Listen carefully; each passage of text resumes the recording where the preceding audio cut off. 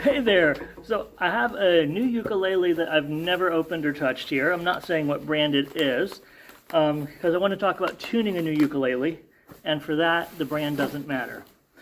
So I have to say that I've gotten a bunch of new ukuleles in my life, for various reasons, from school to personal, and some of them come where the strings already have quite a bit of tension on them, and some of them comes where the strings are crazy loose. And I just unboxed another one of this same brand, so I know that this is going to be crazy loose.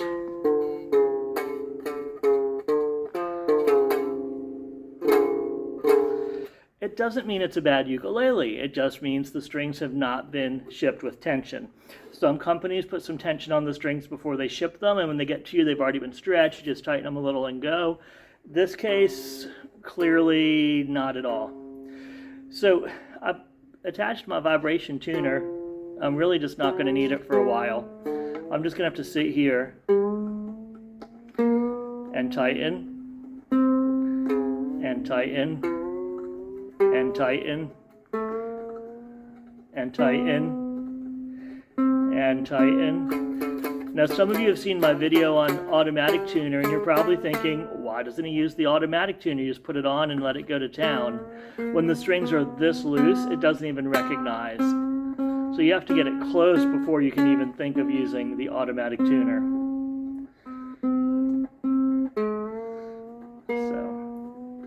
So now they're at least holding a pitch that will recognize, not remotely close to being the right notes or in tune. So this is a C, and this is going to have to go all the way up to a G, which is going to take a lot of twisting.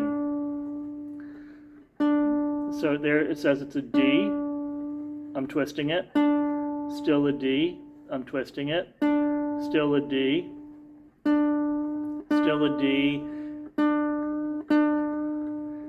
I did like 6 more twists. It went to a D that was a little bit sharper, and now it's falling flat.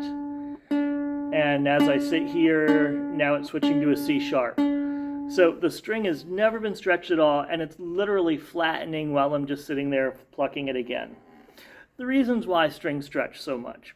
First of all, it's not all the string. The string itself does stretch, but the way that they've tied it off at the end and the way that they've gotten it started up here, you have to actually tighten those as well. And then the string, you know, Nylogut, nylon, it does stretch as well. So you can get it in tune. Now it's a C sharp, and it's going to keep dropping. If I keep going, it'll become a C. Some people are all into stretching up. Some people say that's horrible because it can damage the bridge and rip it off. Some people are into stretching out. If you have time, I like to just tune for multiple days in a row. And if I know it's really loose, I will intentionally tune sharp. And I'll explain tune sharp once I get the notes where they need to be. This one's up to a C. Oh, the one that was a C has dropped down to a B. All right, string 2 needs to get up to an E. And you see I just keep twisting it, and it's like it doesn't go any higher. That does not mean that the instrument is a bad quality instrument. That means the string has not been stretched at all. I've actually played on this exact brand on the same model after it's been stretched, and it has a very pleasant sound. A very nice sound. Okay, I'm up to a D sharp. All right, there's E. This one has to get up to an A. We were at a C, we're at a C sharp. Note to self, later when you're editing this video, feel free to speed it up. D. Still a D. Some people are going to say in the comments, why don't you use a string winder? A string winder, you put it on and you can go really fast to get it going. If I'm starting from complete scratch and I'm restringing myself, I do tend to do that. But with this one, it had already been started just a little, and it's easy to get carried away with the string winder. I work with teenagers, I have seen kids get all excited and they go to town and they pop the string. So if you are super self-controlled and can make sure you don't get excited and go too far, check it along the way. Yeah, that can speed up the process. Okay, this is dropped down to a C, now it's back to a D. We hit an E. Have to go to an A.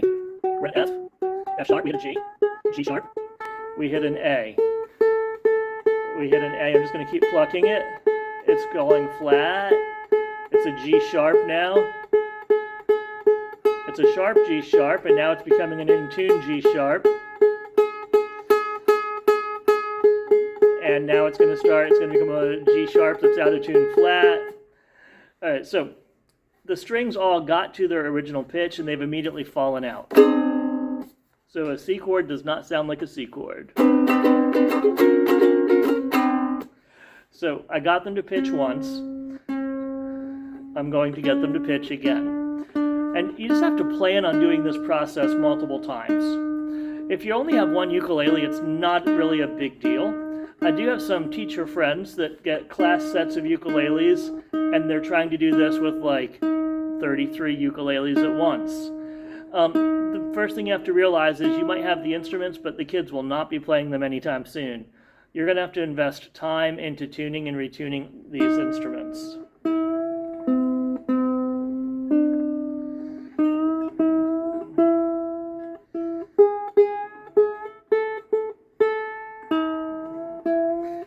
My G string had dropped down to a D. We're getting it going. Why, yes, my fingers are getting tired. Why, no, I would not want to sit and do 30 of these at the same time. Not exactly in tune, but it's close. As I play, you're actually going to hear it falling out of tune. And getting worse, and worse, and worse, and worse. So, when I'm tuning a whole lot like a class set, I'll get them close. I don't even try to fine tune it.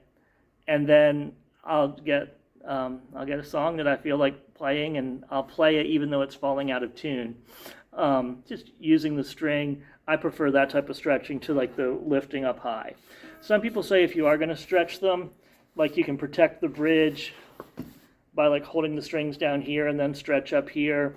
If you want to try stretching, you can. Just being ultra safe, I prefer not to. So I talked earlier about tuning sharp. I'm about to set this one down and leave it. And I had it at G, C, E, A. Now it's dropped to an F sharp from my playing. G, C, D, E, E, G sharp, A. So I'm not even worried about getting it exactly in tune. I'm now going to take it higher. So I'm going to take the G and make it at least a G sharp, if not an A. I'm going to take the C and make it at least a C sharp, if not a D. The E will become an F, if not an F sharp. And the A will become an A sharp, if not a B. I'm going to leave it like this. When I come back to this tomorrow, it's going to be below pitch anyway. And it just is going to take some time for those strings to settle in. So final thought about tuning was settling in. If you change the tuning of your strings, and there's some debate on whether this is true or not, but I've seen it in my personal experience, if I retune to a different tuning, the strings want to rebound to what they were before. Whether I'm tuning up or tuning down, if I'm doing an alternate tuning, my strings don't like it, and they want to be where they've been for the longest amount of time. So if you are exploring that, my friends that do it a lot, I don't do it a bunch, my friends that do it a lot, just have one instrument that they keep at one tuning and a different instrument they keep at the other tuning.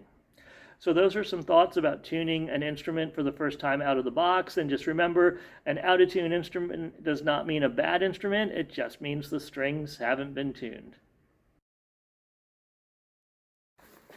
A few minutes ago, I made a video about how the automatic tuner that I love and adore, the Rode, that it's not really great on a brand new instrument. And as soon as I was done with the video, it occurred to me, if I don't demonstrate it, somebody's going to call me out on it and tell me that I was just making up stuff. I'm very pro Rode. I use it all the time for instruments that have established tuning.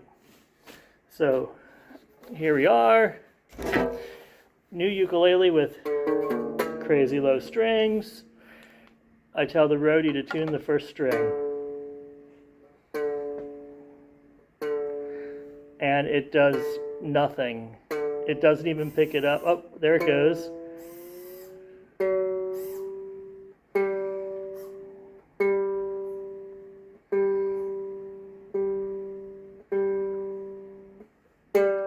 It's very confused. Usually the roadie works super fast.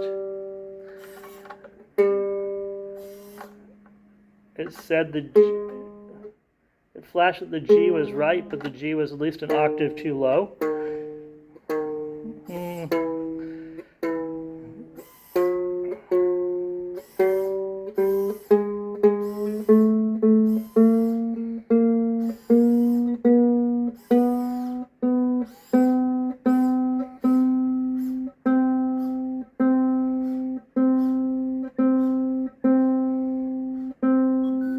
Oh, I got a green light for C.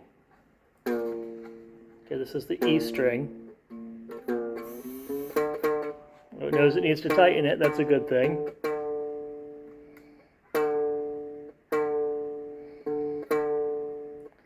It just doesn't know what to do. It's not doing anything. So as much as I love this roadie, oh, now it's loosening it. No thing, you need to tighten it.